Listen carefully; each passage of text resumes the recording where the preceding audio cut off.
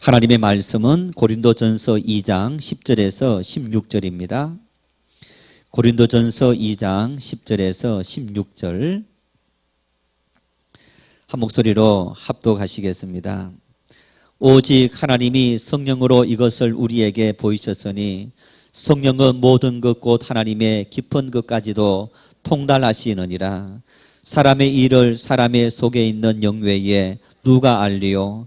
이와 같이 하나님 일도 하나님의 영 외에는 아무도 알지 못하느니라. 우리가 세상의 영을 받지 아니하고 오직 하나님으로부터 온 영을 받았으니 이는 우리로 하여금 하나님께서 우리에게 은혜로 주신 것들을 알게 하려 하심이라.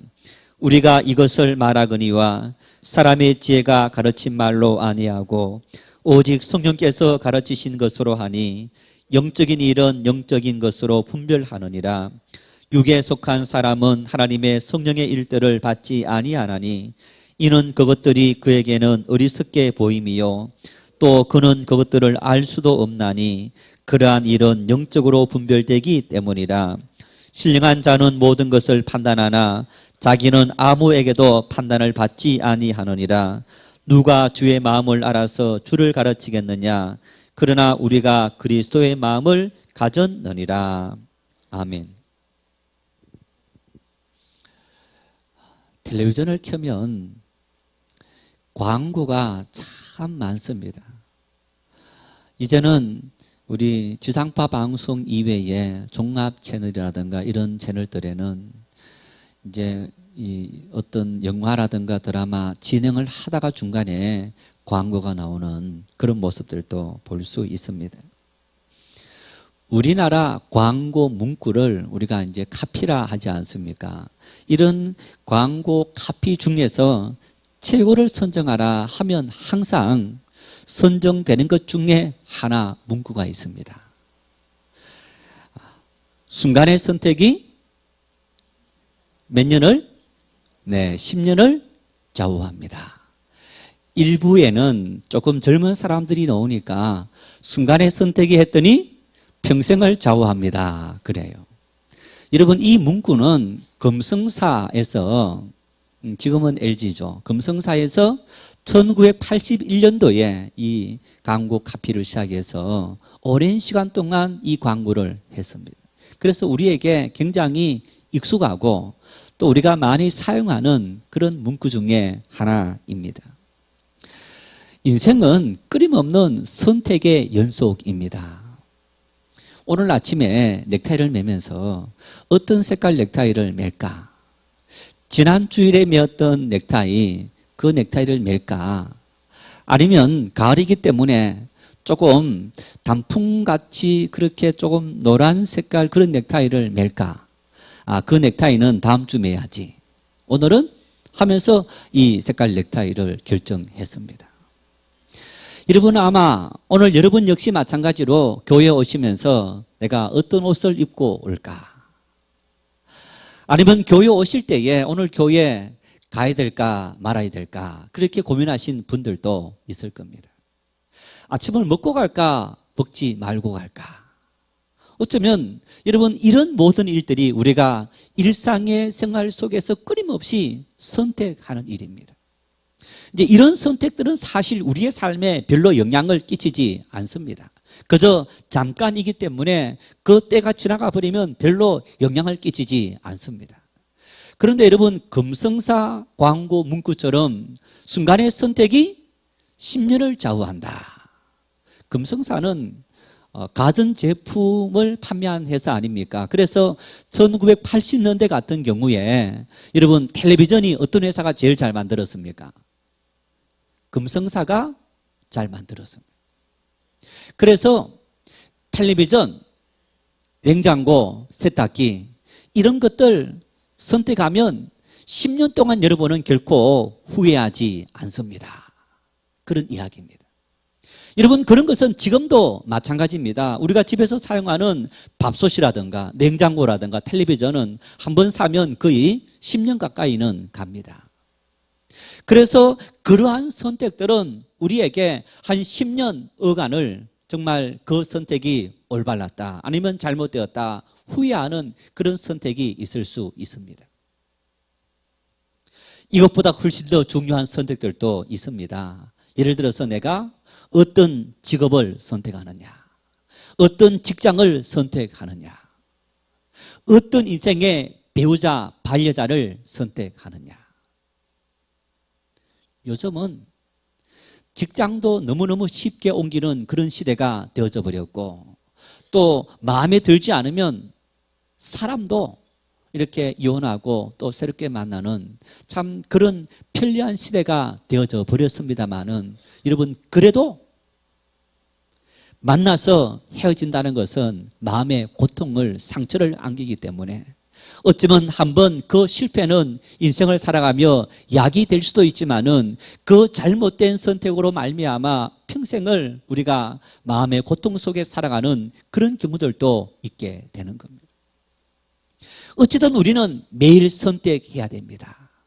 끊임없이 선택하며 살아가는 것이 우리 인생들인데, 내가 어떻게 하면 정말 내 인생에 나는 그 선택을 잘해서 행복한 삶을 살아가고 있고, 나는 정말 그 선택을 잘못해서 불행한 삶을 살고 있다. 우리가 이런 고민을 하며 살아가고 있는데 어떻게 하면 행복한 선택을 하며 살아갈 수 있을까?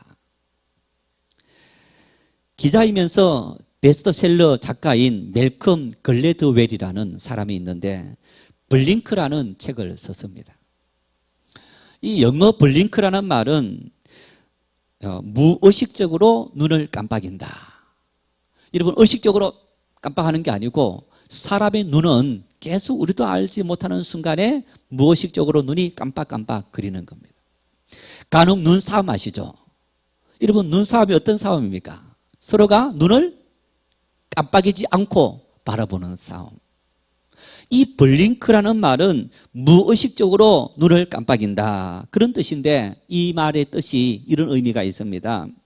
긴급한 상황에서 신속하게 결정을 내려야 할 때, 우리의 삶에 정말 긴급하게 결정 내려야 할 그런 일들이 수없이 많지 않습니까? 그럴 때 2초 동안 우리가 무의식의 상태에서 섬광처럼 일어나는 순간적인 판단, 이런 판단을 블링크라 그렇게 부릅니다, 영어로. 그래서 블링크라는 책을 썼는데 이분이 이렇게 이야기합니다. 사람의 두뇌는 의식과 무의식의 영역에 두 영역이 있는데, 의식적인 영역은 어떤 결론을 도출하기 위해서 논리적으로 하나하나 전개해서 이성적으로 생각해서 내가 이것을 선택한다. 우리의 삶에는 여러분 그런 선택들도 많습니다. 그런데 반면에 무의식의 선택이 또한 우리의 삶에 중요한 영향력을 끼칠 때가 참 많은데, 그런 무의식의 선택에서는 우리가 아주 긴급한 상황들, 이런 상황들이 있을 수 있다는 겁니다. 저희 둘째 아이가 돌 전후에서 돌 되기 이제 보름 전에, 한 달 전에 입원을 했습니다. 그러다가 한 보름 입원했다가 이제 돌 앞에 이제 퇴원시켜야지 하고 퇴원을 시켰는데, 다시 아이가 갑자기 이렇게 위독한 상황이 되어서 이제 병원에 갔습니다.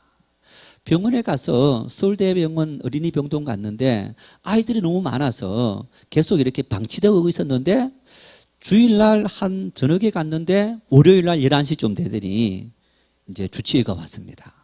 오더니 하는 얘기가 이제 그 밑에 있는 이제 그 자기 이렇게 하고 있는 의사들한테 왜 이 아이를 이렇게 방치하고 있었느냐 막 이렇게 야단치더니 우리한테 와서 이렇게 말합니다. 이 아이 지금 그대로 두면 숨 막혀 죽습니다. 약을 투입해야 되는데 이 약을 투입하면 아이가 못 깨어날 수 있습니다. 선택하라는 겁니다. 그 선택을 이 의사가 예를 들어서 하루 생각해 보십시오 아니고 지금 당장 선택하라는 겁니다. 아이가 그냥 가만히 있으면 숨 막혀 죽고, 이 약을 투입해도 잘못되면 아이에게 문제가 생길 수 있어서 아이가 깨어나지 못합니다. 그런 어떤 긴박한 선택을 요구하는 것. 약을 넣으라고 했습니다. 여러분, 이런 긴박한 상황에서 하는 선택을 블링크다 그렇게 이야기합니다. 어쩌면 우리의 삶에는 정말 중요한 문제를 고민해서 선택하는 그런 순간들도 있지만은 우리가 무의식의 상태에서 순간적으로 정말 단 몇 초 안에 선택해야 될 그런 일들도 우리의 삶에는 끊임없이 닥쳐오는 것을 우리가 볼 수 있는 겁니다. 자, 어떤 행사를 진행한다. 그럴 때 여러분 우리가 아주 면밀하게 행사를 준비했습니다. 그러는데 갑자기 그 행사가 어긋나기 시작합니다. 그랬을 때 어떡합니까? 순간적인 번뜩이는 그런 판단을 내려야 하는 그럴 때가 우리의 삶에는 참 많이 있는 겁니다. 이분이 블링크라는 책에서 이런 예를 들었습니다. 미술품 경매가 열렸다는 겁니다. 미술품 경매가 열리면서 어떤 나온 미술품이 이 경매장에 놓은 미술품은 전문가들이 확실히 이 미술품은 진품입니다. 그렇게 증명했다는 겁니다. 그래서 미술품 경매가 시작됩니다. 자, 500만 원부터 시작하겠습니다. 그렇게 경매하는 사람이 500만 원 하자 어떤 사람이 500, 또 600, 700 이랬는데 한 사람이 그 미술품에 관심이 많아서 그 미술품을 구매하려고 하면서 자세히 봤더니 뭔가 이상하더라는 겁니다. 자기 직감에. 그래서 그 미술품을 사지 않았는데, 참가하지 않았는데 보았더니 나중에 전문가들이 진품이라 해도 나중 다시 그것을 검토했더니 진품이 아니더라는 겁니다. 여러분, 사람의 이 직감은 이토록 발전한 겁니다. 정말 사람의 이 직감은 우리가 엄청난 어떤 그런 직감을 갖고 있는 그런 모습을 볼 수 있는데 그만큼 인간의 두뇌가 엄청나다는 겁니다. 여러분, 지난 3월 달에 어떤 일이 있었는지 아십니까? 인공지능 알파고와 우리나라 바둑기사 이세돌 구단이 대국이 열리지 않습니까?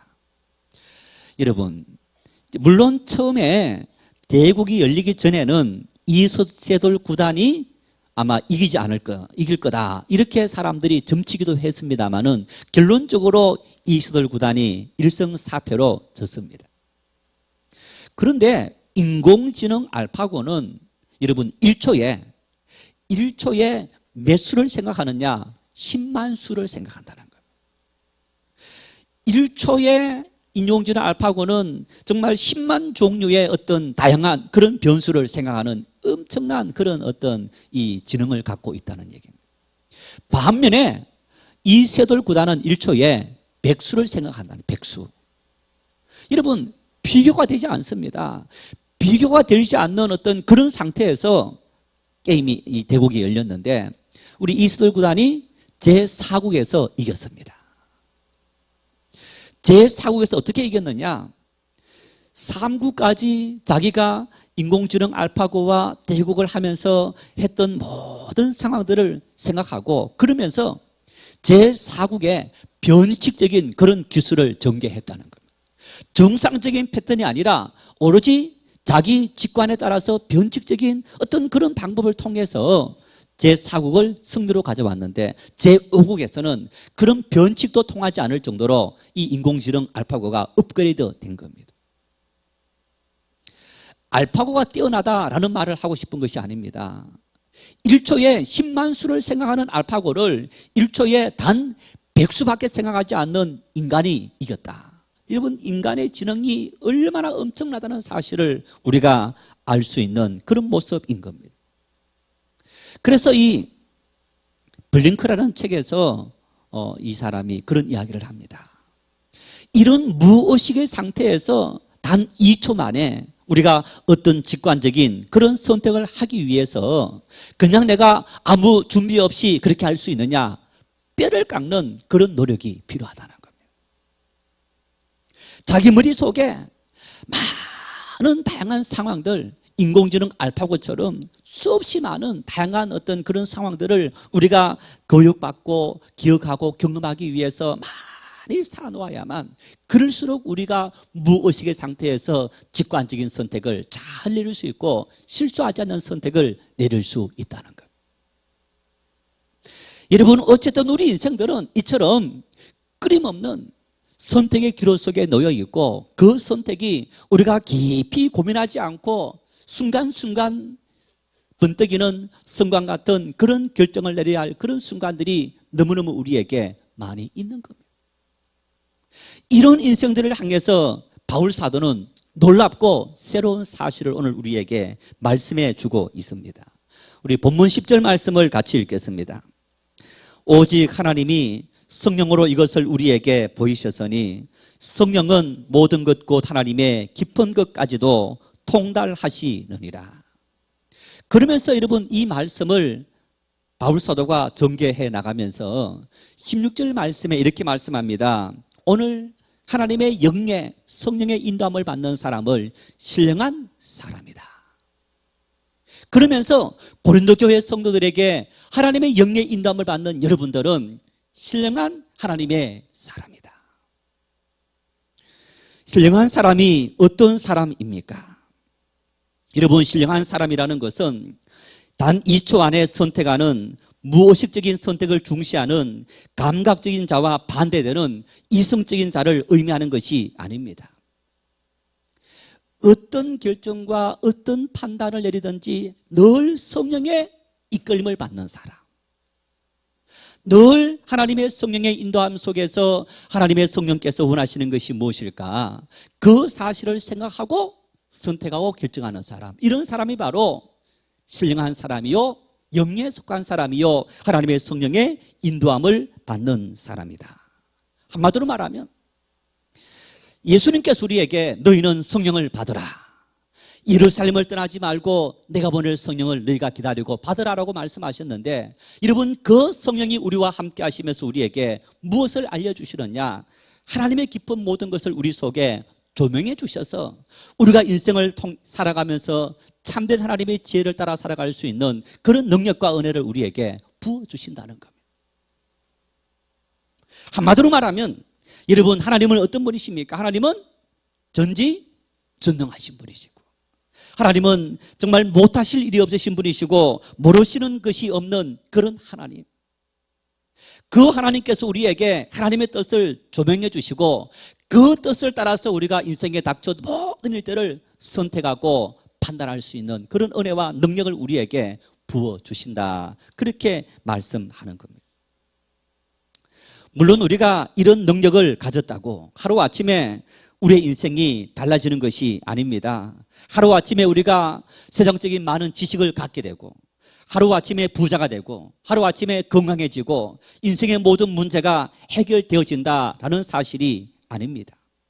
여러분, 우리가 이런 영적인 사람이라는 것은 우리의 가치관이 달라지고 사고방식이 달라지고 세상을 보는 태도가 안목이 달라졌다, 그렇게 이야기하는 겁니다.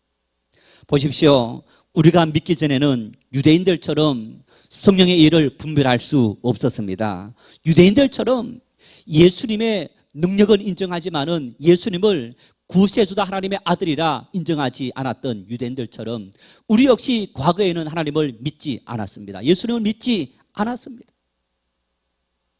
성령이 우리에게 하나님의 은혜를 조명해 주자 예수 그리스도는 베드로처럼 하나님의 아들이시고 우리의 메시아 구세주이십니다, 그런 믿음을 고백하는 믿음의 사람으로 오늘 이 자리에 있게 된 겁니다.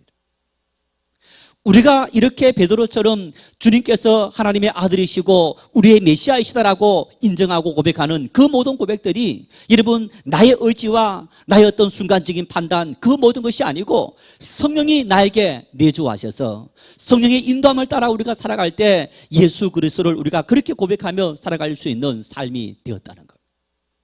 그렇다면 성령이 우리 속에 내주하고 성령의 인도함을 받는다는 것은 도대체 무엇을 의미하는 겁니까? 하나님과 우리가 모든 일의 판단과 감정과 뜻의 완전한 일치가 이루어진다, 그런 의미인 겁니다. 어떤 일을 판단할 때 그 판단의 기준들, 그 기준들이 내 기준이 하나님의 기준이 되고 하나님의 기준이 내 기준이 되고 하나님의 마음이 내 마음이 되고 내 마음이 하나님의 마음이 되고 내 생각의 뜻이 하나님의 뜻이 되고 하나님의 뜻이 내 뜻이 된다. 성령이 우리 속에 내주해서 우리가 성령의 인도함을 따라 살아가는 영적인 사람이 되어질 때 여러분 우리의 모든 생각들은 우리의 모든 의지들은 우리의 모든 감정들은 오로지 하나님의 마음이 되고 하나님의 생각이 되고 하나님의 뜻이 되고 하나님의 말씀이 우리 모든 것의 판단 기준이 되어진다. 이런 이야기를 바울 사도는 본문을 통해 하고 있는 겁니다. 여러분 이 비유를 이 말씀을 포도나무 비유에 비유할 수 있습니다. 예수님께서 요한복음 15장에 포도나무 비유를 합니다. 요한복음 15장 5절 말씀 같이 읽겠습니다. 나는 포도나무요 너희는 가지라. 그가 내 안에 내가 그 안에 거하면 사람이 열매를 많이 맺나니 나를 떠나서는 너희가 아무것도 할 수 없음이라. 예수님은 포도나무이시고 우리는 가지이다. 여러분 포도나무 가지가 열매를 맺기 위해서 어떻게 해야 됩니까? 포도나무에 붙어 있어야 되는 겁니다. 붙어 있다는 것은 포도나무로부터 일치되어서 영양분을 공급받는다는 겁니다. 가지가 아무리 잘났다고 가지가 지금 주렁주렁 많은 열매를 맺혀 있다고 줄기에서 나무에서 가지가 벗어난다. 그러면 그 가지는 말라서 불에 태워 없어지는 거고 그 모든 열매들도 다 썩어져 못 먹게 되는 겁니다. 가지로부터 좋은 열매를 맺기 위해서는 가지가 계속적으로 포도나무에 붙어서 그 포도나무와 맺힘이 없는 막힘이 없는 일치를 이루어야만 계속적으로 영양분을 풍성히 공급받을 수 있게 되는 거예요. 예수님께서 포도나무 비유를 하신 것은 그렇게 말씀합니다. 너 인생들의 모든 삶의 좋은 결실들 열매들을 맺기 위해서 어떻게 해야 되느냐? 너의 인생들이 나로 말미암아 내 은혜와 내 능력과 내 사랑과 내 모든 것을 너희들이 온전히 받아야만 너 인생은 성공적인 행복한 인생을 살아갈 수 있다. 주님을 따라서는 아무것도 할 수 없느니라. 주님 안에 붙어 있어야 된다는 얘기입니다. 단순히 붙어 있는 것이 아니고 주님과 소통이 원활히 되는 그런 어떤 원활한 소통이 이루어지고 있어야만 우리가 주님의 은혜를 받게 되고 그 사랑을 받게 되고 그 은혜로 말미암아 우리의 삶에 풍성한 열매가 맺히는 그런 인생들이 되어질 수 있다는 얘기. 이런 표현을 바울 사도는 빌립보 4장 13절에서 이렇게 말씀합니다. 함께 읽겠습니다. 내게 능력 주시는 자 안에서 내가 모든 것을 할 수 있느니라. 내게 능력 주시는 자 안에서 내가 모든 것을 할 수 있느니라. 내 능력으로 내 인생을 사는 것이 아니고 나는 하나님의 은혜로 사는 인생입니다. 하나님의 능력이 내 능력이 되어서 내가 살아가는 것이 그리스도인 나의 삶의 모습입니다. 바울 사도는 그렇게 고백합니다. 내 돈이 내 능력이 아니고 내 지식이 내 능력이 아니고 내 환경이 내 능력이 아니라 하나님의 능력이 하나님의 은혜가 하나님의 그 모든 사랑이 내 인생의 온전한 능력이고 나는 그 능력으로 말미암아 기뻐하고 감사하며 찬양하며 살아가고 있습니다. 주님과 완전한 일치를 이루는 그런 삶의 모습을 이야기합니다. 마태복음 9장에 이런 사건이 있습니다. 맹인, 소경 두 사람이 예수님께서 길을 가실 때 따라오면서 다윗의 자손이여 우리를 불쌍히 여기소서 그렇게 부르짖습니다. 예수님께서 그들이 부르짖는 그 소리를 들으셨겠지만은 아무런 반응도 보이지 아니하시고 길을 가신 후에 어느 한 집에 들어갔습니다. 두 사람의 소경이 그곳까지 따라왔습니다. 그때 예수님께서 두 소경을 향해서 이렇게 말씀합니다. 너희 믿음대로 될지라. 너희 믿음대로 되라. 여러분 이 말이 도대체 무슨 말입니까? 하나님께서 우리에게 은혜를 부어주셨는데 하나님은 우리에게 은혜를 주셨는데 우리가 영의 사람이 되지 못하고 육의 사람이 되어 있을 때는 그 은혜를 우리가 누릴 수 없지만 우리에게 영의 사람이 되고 주님을 주님으로 인정할 수 있는 믿음이 있게 되면 우리가 주님과 일치가 되어서 주님의 능력이 자연스럽게 우리의 삶에 역사할 수 있게 되어진다는 거예요. 바로 무의식의 상태에서 우리가 어떤 판단을 내리더라도 그 모든 판단들이 내 이성적인 판단이 아니고 주님의 뜻에 합당한 판단을 내리는 그런 삶을 살아가는 상태, 이 상태를 이야기하고 있는 겁니다. 그래서 본문 12절 말씀에도 우리가 세상의 영을 받지 아니하고 오직 하나님으로부터 온 영을 받았으니 이는 우리로 하여금 하나님께서 우리에게 은혜로 주신 것들을 알게 하려 하심이라. 왜 하나님께서 우리에게 하나님의 영을 주셨느냐? 우리와 함께하는 성령 우리 가운데 무엇을 하시느냐? 하나님께서 우리에게 베풀어 주신 모든 은혜, 그 모든 것을 다 기억하고 깨닫고 그 은혜 안에 살아갈 수 있는 능력의 사람이 되도록 하기 위해서 우리에게 하나님의 성령을 부어주셨다는 얘기입니다. 믿음의 사람들이 어떤 사람들입니까?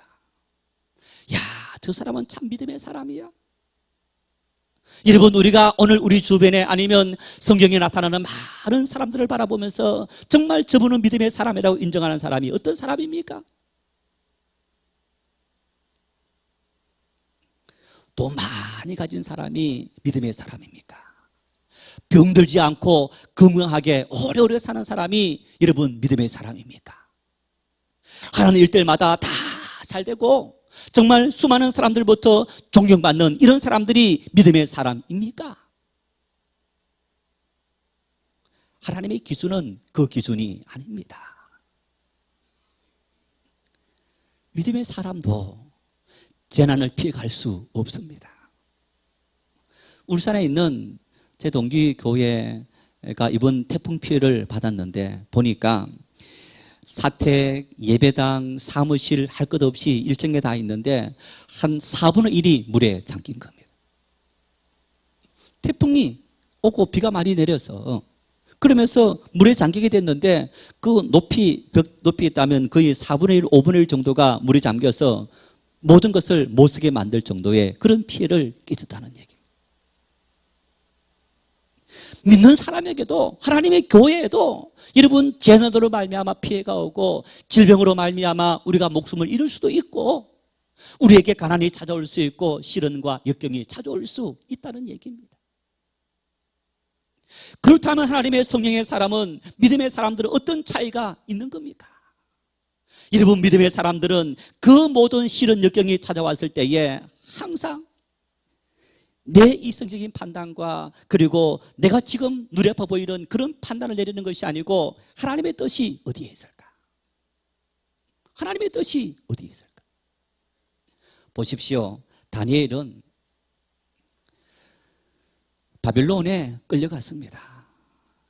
바벨론에 끌려가서 하나님을 예배할 수 없었지만은 문을 열어놓고 예루살렘에 있는 동쪽 창문을 열어놓고 하루 3번씩 다니엘은 기도했습니다. 그러면서 하나님께서 그에게 지혜를 주셔서 총리 대신 3명 중에 한 사람이 된 겁니다.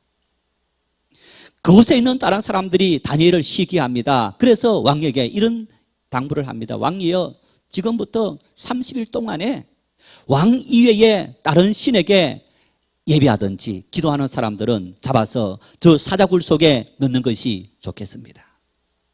다니엘도 총리 대신 중에 한 사람이었기 때문에 그 자리에 있었습니다. 그리고 왕이 기쁘게 이어서 도장을 꽝 찍고 전국에 방을 붙였습니다. 여러분, 만일 우리가 다니엘과 같은 그런 형편의 상황에 처했다. 며칠 동안 기도 못합니까? 30일. 야, 단 30일인데 30일 동안만 내가 참고 30일 동안만 몰래 하면 문 열어놓지 않고 몰래 할 수도 있지 않습니까? 몰래 하든지 30일 동안 내가 하지 않으면 그렇다고 나에게 큰일 생기는 것도 아니고 하나님께서 내 형편과 사정을 다 아시겠지. 여러분, 그런 마음으로 우리가 하나님을 기도하는 행위를 중단할 수 있을 겁니다. 어쩌면 다니엘은 너무너무 어리석은 판단을 내립니다. 그런 조수가 붙인 것을 알면서도 다니엘이 문을 열어놓고 모든 사람들이 다 보는 상황에서 하나님을 향해 기도합니다.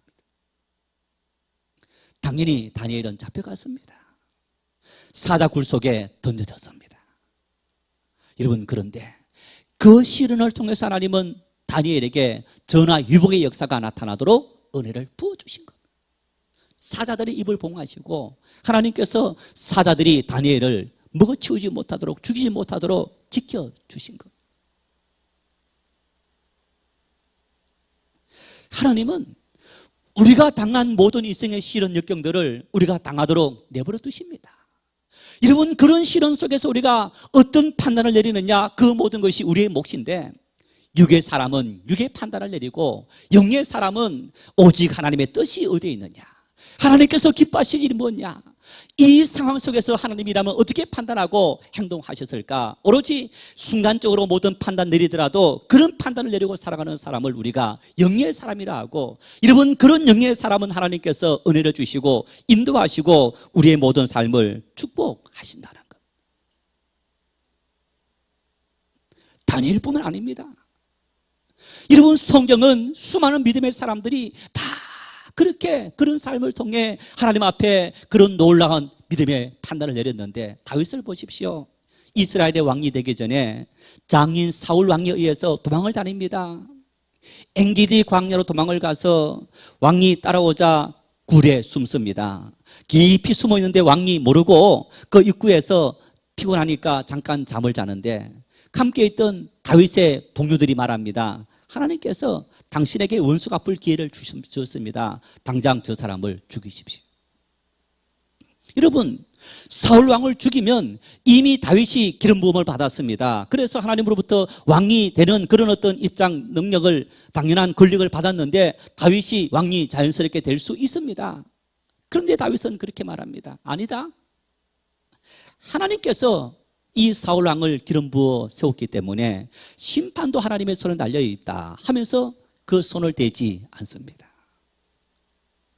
그 순간적인 판단 속에 다윗은 철저하게 하나님의 뜻에 맡긴 겁니다.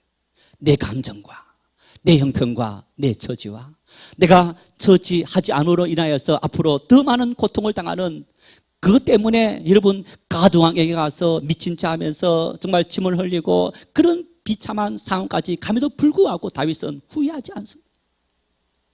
하나님께서 내 인생을 억거하시고 나는 철저히 하나님의 영에 이끌림 받는 사람이라는 그 믿음의 고백이 다윗 속에 분명히 했기 때문에, 하나님이라면 어떻게 판단했고 하나님은 무엇을 원하실까, 그 뜻 앞에 철저하게 순종했을 때에 하나님은 시련을 통해 다윗을 하나님의 사람으로 온전히 세우시고 수많은 왕들 중에서 가장 위대한 왕이라 되는 그런 은혜를 다윗의 삶에 허락해 주신 그런 모습을 볼 수 있습니다. 왜 우리의 삶에 하나님의 은혜를 온전히 누리지 못합니까? 어쩌면 여러분, 우리는 많은 순간순간마다 끊임없이 넘어집니다. 하나님을 믿는다 하면서도 사실은 하나님의 생각과 하나님의 판단과 하나님의 마음에 내 모든 것을 일치시키는 영의 사람이 되지 못하고, 하나님, 내 형편이 이렇습니다. 내 처지가 이렇습니다. 내 마음이 이렇습니다. 그래서 우리 마음대로 행하고 마음대로 행동하고 판단하고, 여러분, 우리의 생각을 따라서 판단하는 그런 육의 사람, 육적인 판단을 내리는 그 일로 말미암아 하나님의 은혜가 우리 속에 임할 수 없게 되는 것. 영의 사람은 하나님의 영이 함께 하셔서 하나님은 끝끝내 우리를 통해 합력하여 선을 이루도록 우리의 삶을 형통케 인도해 주십니다. 우리의 모든 것을 아시는 하나님, 나보다 나에 대해서 더 잘 아시는 그 하나님께서 우리와 함께 하셔서 우리의 모든 것을 책임져 주시고 이끌어 주시는 겁니다. 무의식의 순간적인 판단들 속에서, 여러분, 짧은 2초, 3초, 여러분, 그런 수많은 판단들 속에서 철저하게 육의 판단과 육의 생각과 인간의 모든 것을 다 내려놓고 하나님의 말씀과 하나님의 은혜가, 하나님의 생각이 나의 판단이 되고 우리가 하나님과 온전한 일치를 이루었을 때 하나님은 온전하게 우리 속에 역사하시고 우리를 통해 하나님의 뜻이, 하나님의 영광이 드러나도록 우리에게 은혜를 베풀어 주시는 겁니다. 믿음은 뭡니까? 믿음의 훈련을 받고 우리가 열심히 기도하고 우리가 하나님을 예배하고 봉사하는 그 모든 것이 우리가 왜 하는 겁니까? 하나님의 뜻에, 하나님의 말씀에 우리의 모든 것을 자꾸만 일치시켜 나가는 과정들입니다. 더 많이 기도하는 것은 나의 육체적인 모든 것을 끊임없이 벗어내는 작업들입니다. 하나님을 헌신하고 봉사하고 예배하는 그 모든 작업을 통해서 나 중심적이었던 모든 생각을 다 내려놓고 하나님의 뜻에 우리의 모든 생각을 일치시키내는 것. 여러분, 그런 믿음의 훈련과 그리고 우리의 연단을 통해서 우리가 하나님 앞에서 온전히 전적으로 순종할 수 있는 그런 은혜를 통해 하나님의 영광을 경험할 수 있게 되는 것. 시련은 우리에게 저주가 아닙니다. 인생의 역경은 여러분 하나님의 은혜 속에 온전히 들어갈 수 있는 통로고 첩경이 되어질 수 있는 겁니다. 그래서 모든 범사에 감사하라, 그렇게 말씀합니다. 우리의 매일의 삶 속에서 나는 영의 사람인가 육의 사람인가, 내 말과 내 행동을 통해 다 알 수 있습니다. 갈라디아서 5장의 말씀 보면 여러분 5장 19절에서 21절의 말씀에는 육의 사람은 음행과 그리고 타락한 그런 모든 행동과 말을 하게 되는데, 반면에 영의 사람, 성령의 인도함을 받는 사람은 성령의 9가지 열매를 사랑과 희락과 화평과 오래 참음과 자비와 양성과 충성, 이런 모습들이 나타나는 사람이라고 이야기하고 있습니다. 우리의 삶의 모습을 하나하나 살펴보면서 성령의 인도함을 받는 여러분 그런 선한 모습들이 나타나서 우리가 더 주님 앞에서 온전한 사람으로 주님과 일치시켜 가고 주님의 뜻이 나의 뜻이 되고, 그래서 하나님의 뜻이 나를 통해 주님의 영광 드러낼 수 있는 은혜를 매일의 삶을 통해 누릴 수 있는 복된 삶이 될 수 있기를 축원합니다. 하나님 아버지,